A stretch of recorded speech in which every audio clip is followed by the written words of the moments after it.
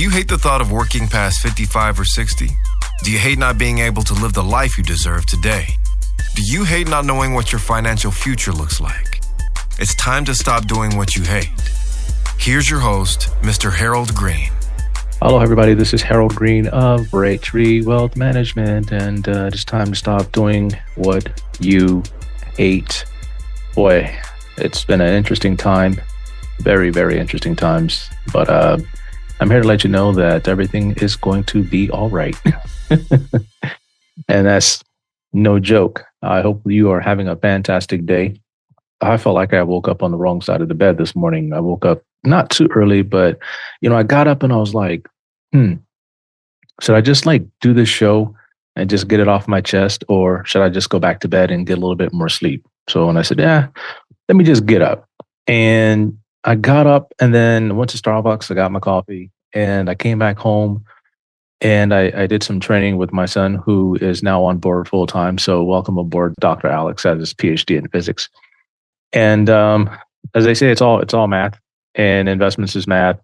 Financial planning, a lot of it is, it's math, probability. So, he's fitting in quite nicely. As a matter of fact, we've been working together now for about 18 months, with him being our analyst and my sounding board to bounce off trades and to do math and make sure the numbers are checking out. So, we've been working together for quite a while. And he was just trying to figure out whether or not he wanted to be a medical physicist in the hospital for the rest of his life, and deal with the extreme hours and machines going up and down, breaking on them. It's just the healthcare field is a lot different than what it used to be. But again, Alex, welcome aboard. Glad to have you, my man. Looking forward to doing some great things with you. And, I just can't wait to see how far he takes this thing. It's always about the next generation and building for the future. And so we're excited about that. But I've had a pretty interesting week, and I always like to talk about my week, but we've had some challenging things to deal with. But in the midst of dealing with challenges, you find the bright spots in life. You find the things that matter the most to you, which is your family, your faith, your friends, and just recentering yourself. So my wife and I, we went out Sunday and we bought some. I think it was Saturday or Sunday. We bought some plants to plant in the yard, because up here in Vegas, it is very rocky soil. And what we found was, and this kind of blew my mind, I was so mad. I might have even said a swear word or two, but nothing too serious, nothing too bad. And we're sitting here, we're digging the hole to replant some of these plants, and we ran into some problems as we dug in the ground. And we kept hitting these rocks. And so my wife was like, they're small rocks. And I just kept digging. Man, we pulled out boulders and stuff. And I'm like, what the hell is boulders doing in here? I mean, this is the yard. So apparently when they put in our pool, they had big chunks of goodnight or whatever, when you make the pool, there's just these rocks and stuff. And so it was just kind of crazy. So I dug out as much as I could, and then I was able to dig down a little bit further, and I felt good about it because I finally got to some soil that it was a little rocky, but it wasn't these big cinder blocks of rock down there. And I told my wife, I said, there ain't no way in hell the plant gonna go through this rock. This is like a cinder block.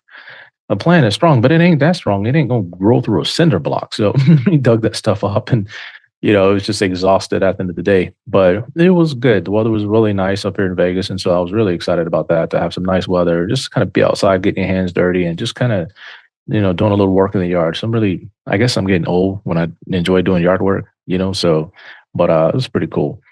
But getting into the topic of the show, and the title of today's show is Keys to Retirement Handcuffs. And what I'm finding more and more people in this extreme environment of layoffs, downsizing, right sizing, whatever you want to call it, companies making adjustments to make sure they stay profitable. We're dealing with a lot of stuff. And if you know of anybody who's getting laid off or downsized or whatever, and they really don't know where to turn or what to do, have them give me a call and I'll talk to them for free, not charge them. Just kind of look at what they got, give them some ideas on what it is they need to do, and kind of tell them where to go. Because one of the worst things you can do in a situation where things look real bad is to compound your situation and make it worse by making bad emotional decisions. And so, keys to retirement handcuffs. Are you ready? 1, 2, 3. Let's get it. First of all, I want to give you a market update. So when we talk about the stock market, all investments do carry risk of loss. Past performance is no indicator of future results. Before you invest, make sure you do your due diligence, understand your risk tolerance, your time horizon. and make sure you are investing according to a well-balanced, comprehensive financial plan. If you need to go get adjustments or not adjustments, but if you need to go get second opinion, third opinion, do that before you invest, because right now is a very volatile time to invest in the market. And the market is gripped with fear.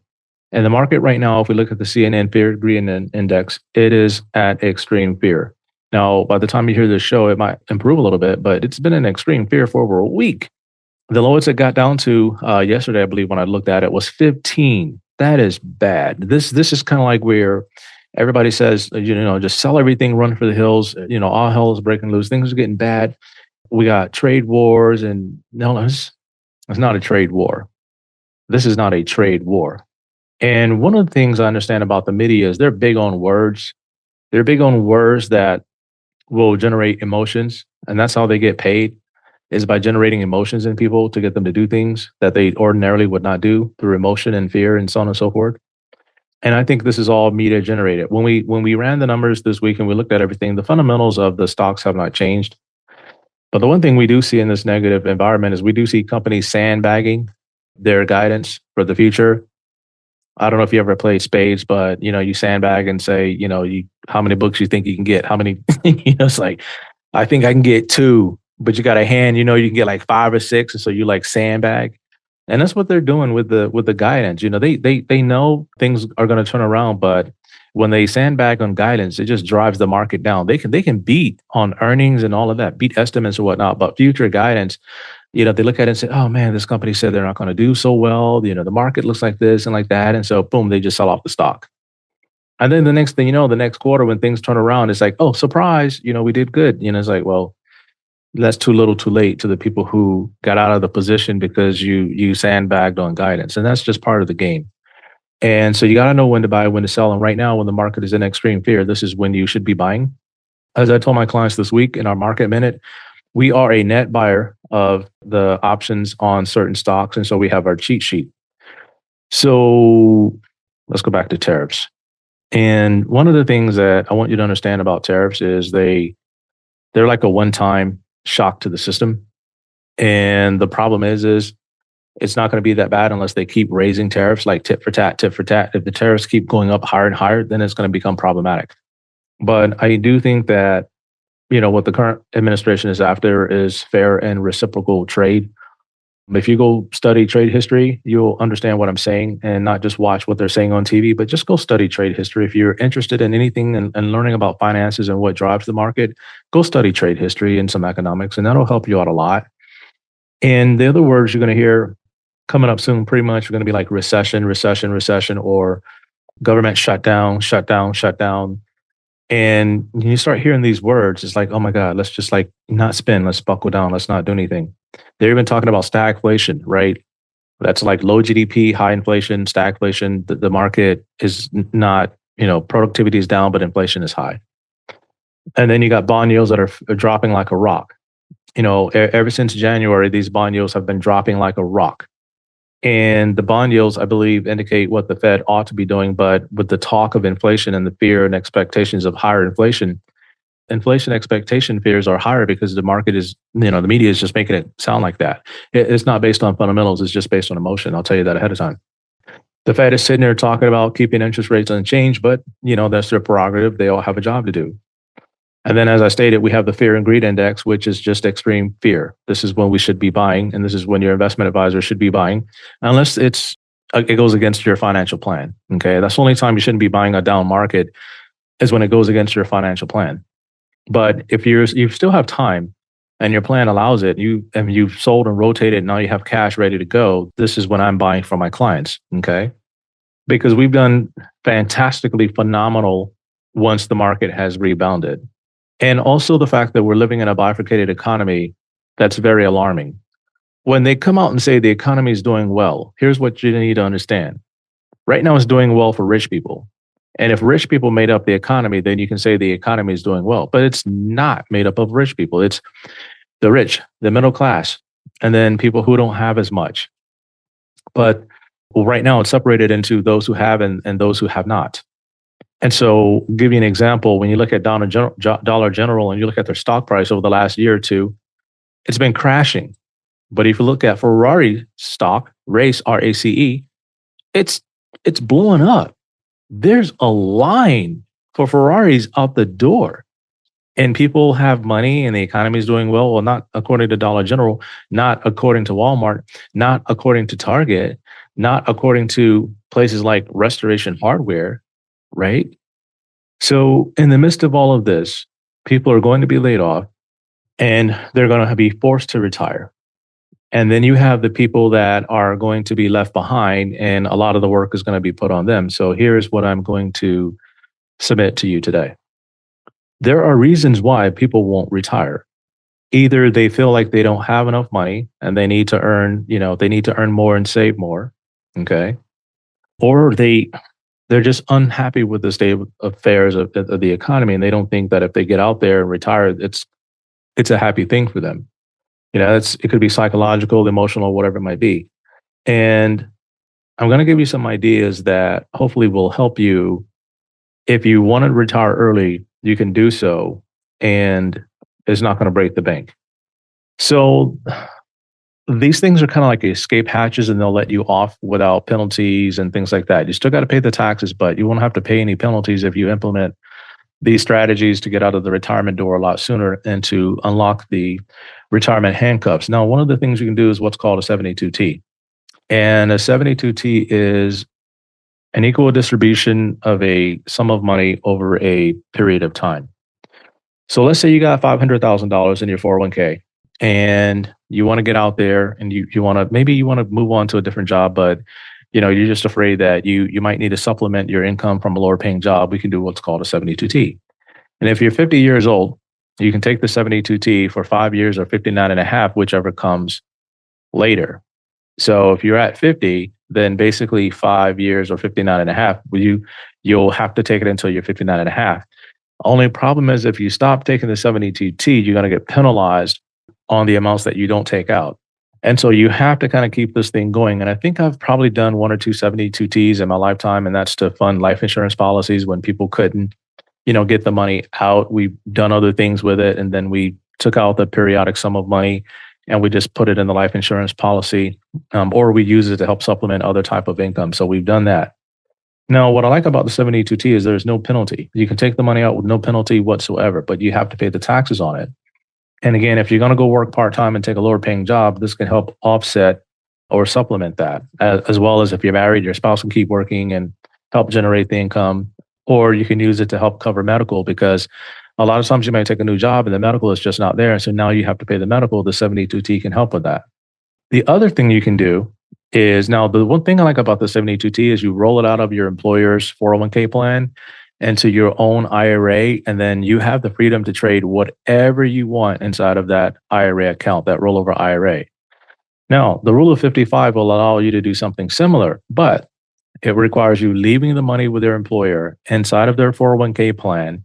And you can begin, as long as you're age 55, you can start taking out the distributions or just taking out any amount of money you want. There is no periodic sum. If you say, hey, this year I need 30 grand, you can take 30 grand out of your 401k without being penalized.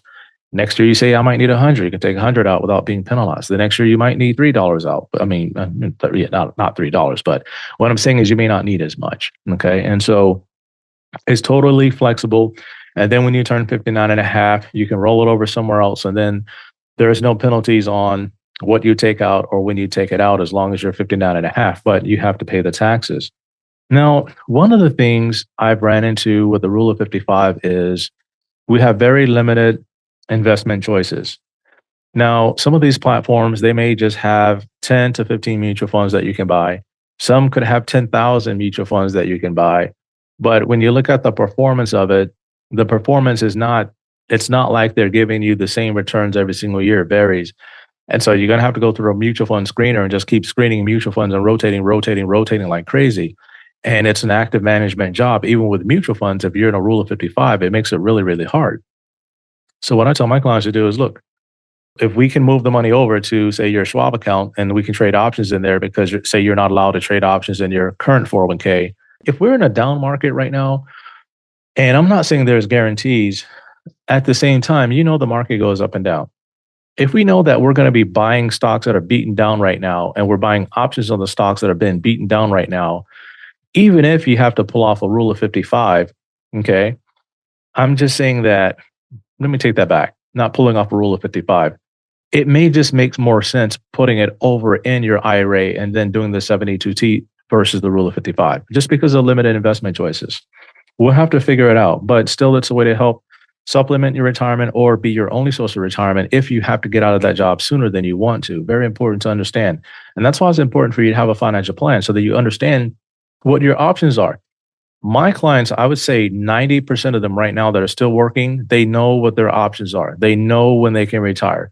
Right now, for them, it's just a matter of they might feel like they're too young. They might feel like, hey, I got a lot more work to do in this company. They might feel like, hey, I love what I'm doing. I'm enjoying my job. I don't need to retire because I love what I do. I love my boss. I like my coworkers. My job is fulfilling and satisfying. Great. Then you don't need to get out. All right. Keep doing what you're doing. Okay. Now, the third key that is not talked about much because it's considered risky is this. It's tapping into your home equity line of credit. And when rates were really low, I told my clients, I said, guys, look, go get home equity lines of credit. Get as much as the banks will allow you. Some did, some didn't. And the ones who didn't said, well, I don't need a line of credit. What do I need a line of credit for? I don't need it right now. I said, yeah, but eventually rates are going to go back up. Rates are not going to stay down here in 2 and 3% forever. Get the line of credit just so you have it, even if you're not going to use it, because you never know when something could come up and we have to lean on that line of credit. And it's risky because you take that loan on that line of credit, say you get the line open and you retire, say you retire 5 years early and you need an additional $50,000 to help supplement your part-time income. You don't have it all in your 401k. We can't do the 72T for whatever reason, okay? Or we shouldn't do the 72T. Let's just say that those are not options for you and the home equity line of credit is kind of like your best and only option. Well, you take the line of credit, 5 years, basically that's $250,000. And you can pay some of it back slowly because the first year, $50,000 may only cost you like $100 a month or $200 a month, or maybe even $300, depending on the interest rate. It's not a lot to give you the freedom that either you're looking for or to help pay for healthcare or whatever if you get forced out of a job.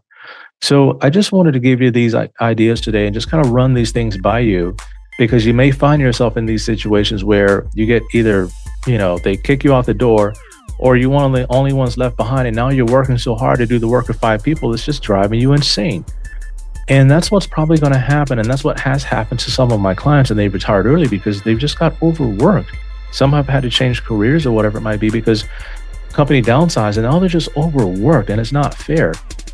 But that's the way life is today. And if you want to know more about your situation and whether or not these options could benefit you, please get on my calendar by calling Beverly at 808-521-4401. And we'll talk to you for free and then give you an assessment and then let you know where you stand. And it doesn't cost you anything. And the worst thing to do is nothing when you can prepare. Okay? I'm going to say that again. The worst thing you can do is nothing when you can prepare. And sometimes preparing is just getting information so that you're better educated. All right. So thanks for allowing me to share today's show with you folks. Until next time, everybody, 1, 2, 3, let's get it. This is thepodcastfactory.com.